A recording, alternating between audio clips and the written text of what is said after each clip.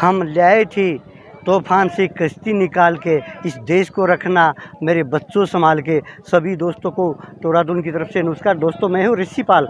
आज हम खड़े हैं हिंदुस्तान के नेशनल 352 नंबर पर, और यहाँ पर देखिए अग्निपथ पर काफ़ी नौजवानों रास्ता रोके हुए हैं, और इनकी एक ही मांग है, जो सरकार ने ये नया नियम बना है इसको जल्दी से जल्दी ख़त्म किया जाए।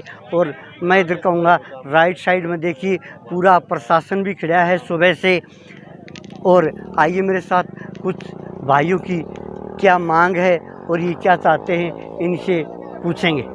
भाई साहब नमस्कार। नमस्कार। इन नौजवानों की क्या मांग है, क्यों रोड ब्लॉक रखे हैं इन्होंने? ये 4 साल की जो अग्निपथ ये जो मोदी सरकार कानून लेकर आई है, ये वापस कराने की मांग है। नौजवानों के भविष्य का मामला है। 4 साल में तो जो इस रिश्वत तो 4 साल में भी लेनी है, रिश्वत दे देंगे तो 4 साल में भी वो भी पूरे नहीं होने। आगे का इनका 4 साल की जो पढ़ाई है वो छूट जाएगी, इनका भाई भविष्य खराब हो जाएगा।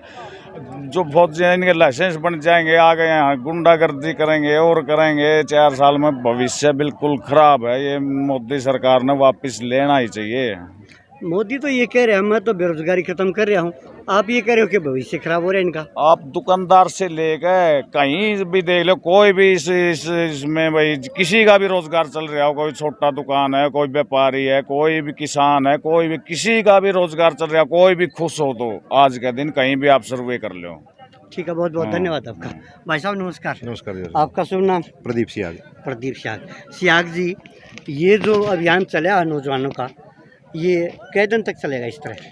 देखो, अब सरकार ने ना, सरकार बार बार पंगे ले रही है। जीएसटी लेके आई, उस टाइम पे व्यापारियों के साथ लिया, उसके बाद स्वर्ण आभूषण के ऊपर जो टैक्स लगाया, उसके बाद सुनारों के साथ लिया, उसके बाद किसान आंदोलन किसानों के साथ लिया, वहाँ झुकना पड़ा। लेकिन अब इसने नौजवानों के साथ पंगा ले लिया। नौजवानों को बर्बाद करने के लिए जो कानून लेकर आया अग्निपथ नामक के, वो जो कानून हो इस देश के लिए काला कानून है और इस देश को बर्बाद करने का कानून है, जिससे कि युवा आक्रोशित है और आज रोडों पे बैठने के लिए मजबूर है। और ये युवा है, ये हकीकत पता है उसको भी, जो आपकी खुफिया रिपोर्ट जा रही है उनके अनुसार भी पता है। युवा जब निकलता है बाहर या भड़कता है तो देश में हाहाकार मच जाता है, सरकारों को खींच करके नीचे ले आते हैं। तो ये हर हाल में इसको अग्निपथ को वापस लेना पड़ेगा। और एक हमारा सचिन भाई जो 16 तारीख को दुर्भाग्यपूर्ण इस नीतियों के कारण जो इस दुनिया में नहीं रहा, उसको न्याय मिले, उसके घर वालों को नौकरी मिले, उसको उचित मुआवजा मिले, उसी मांग को लेकर के युवा आज यहाँ पर प्रोटेस्ट कर रहे हैं। और ये प्रोटेस्ट तब तक जारी रहेगा जब तक ये अग्निपथ नामक काला कानून वापस नहीं हो जाता। कहें कि राजा देश के हित का होता है, बुराई का नहीं होता कभी। तो जो मोदी जी है वो देश के हित की सोचेंगे, लेकिन थोड़ा समझने में फ़र्क है। अब देश हित में आप ये बता दो भी देश हित की सोचे हैं तो सारी तो इन्होंने वो बेच दी, संपत्तियां बेच दी देश की। देश हित में अगर राजा होगा तो देश की संपत्ति तो नहीं बेचेगा। फिर कृषि कानून, काले कानून लेकर आया व्यापारियों के लिए, कानून बाद में आए। सेल्लो अदानी अंबानी के पहले बन गए, यानी कि उनको पहले पता था ये कानून आने वाले हैं। तो देश हित में तो नहीं हो सकता। आज नौजवानों को बर्बाद करने के लिए कर रहा है, तो देश हित में अगर राजा होगा तो नौजवानों को तो बर्बाद नहीं करेगा। वो मिलिट्री के साथ तो छेड़छाड़ नहीं करेगा, क्योंकि वो तो सबसे मजबूत हमारा स्तंभ जो है देश के सुरक्षा के लिए वो मिलिट्री है। आज मिलिट्री को प्राइवेटाइजेशन करने की साजिश रची जा रही है, तो कैसे देश हित में हो सकता है? हमें तो समझ में नहीं आया। तो ये नौजवान नेटेंगे रोड से क्या? नौजवान, आप भी नौजवान रहे हो, हम भी नौजवान हैं। नौजवान कभी पीछे हटता है? आज तक हमने तो देखा नहीं कि नौजवान कभी पीछे हटाओ। ये तो ऐसे ही चलता रहेगा। अगर हर हाल में सरकार को ही पीछे हटना पड़ेगा, उसमें देखो टाइम कितना लगेगा, देश को कितना नुकसान होने के बाद पीछे हटेगा। अभी तक 70 से 80 बच्चे जो इसके कारण सुसाइड कर चुके हैं, वो देश के धरोहर थी, देश का भविष्य थे। तो अब मेरे हिसाब से ये देश को बहुत बड़ा नुकसान होने लग रहा है। 100% पीछे हटना पड़ेगा। ठीक है, बहुत बहुत धन्यवाद। ये थे हमारे साथ सियाग जी, जिन्होंने नौजवानों की जो प्रॉब्लम थी वो बताई।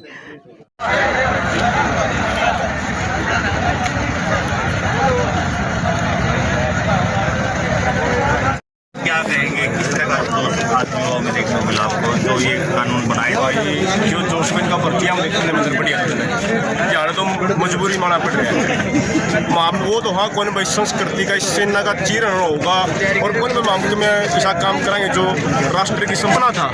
अगर भर्ती प्रक्रिया किस प्रकार से होनी चाहिए, जिस प्रकार के चुनाव डिक्लेयर हुए हैं उनका परिणाम डिक्लेयर हुए हैं, क्या इस प्रकार से भर्ती डिक्लेयर नहीं हो सकती? और वो एक भाइयों ने कहा था जब मेरा फिजिकल हो लिया, मेडिकल हो गया, उस टाइम पर जब मेरा रिटर्न होना था, बंगाल साल में चुनाव चल रहे, कोरोना की सबसे बड़ी सेकंड लहर में जो सबसे ज़्यादा मौत हुई है भारत में, मैं नहीं कह रहा ये अंतर्राष्ट्रीय आंकड़े हैं, WTO के आंकड़े हैं, उस टाइम को वह भीड़ इकट्ठी कर ली इस देश का तानाशान है।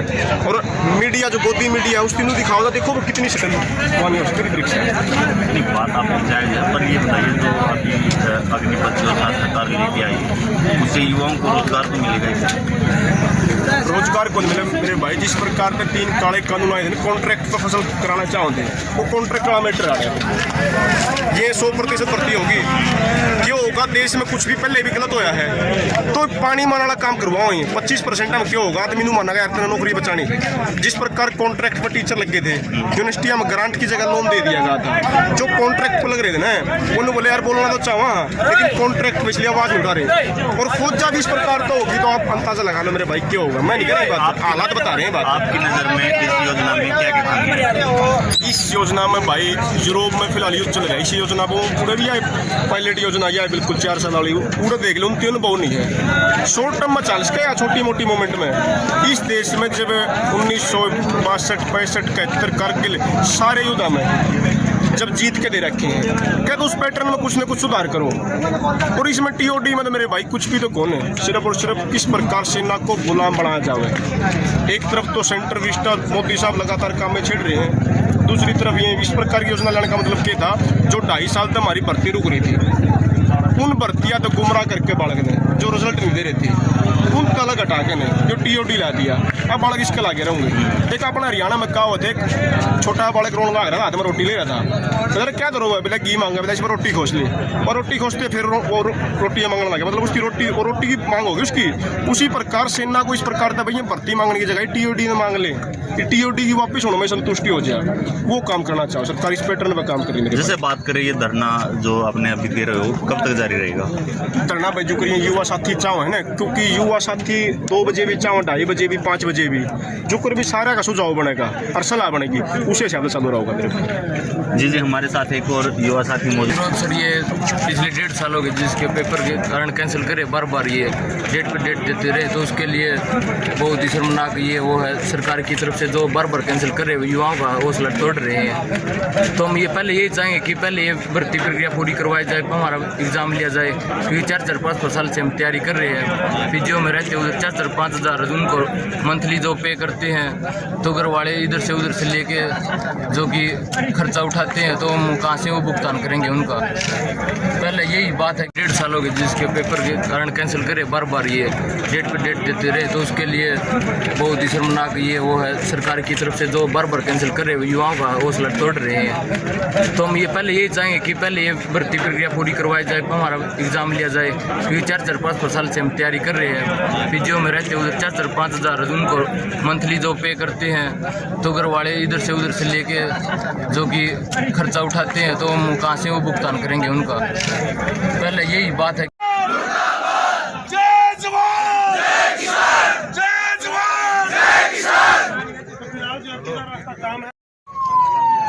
देख सकते हो आप एम्बुलेंस को रास्ता देते हुए सभी भर्ती कर्मी।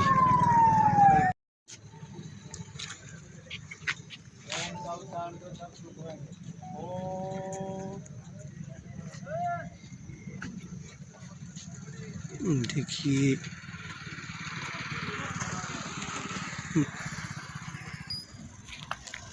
बाईस दिन को श्रद्धांजलि देते हुए सभी नागरिक।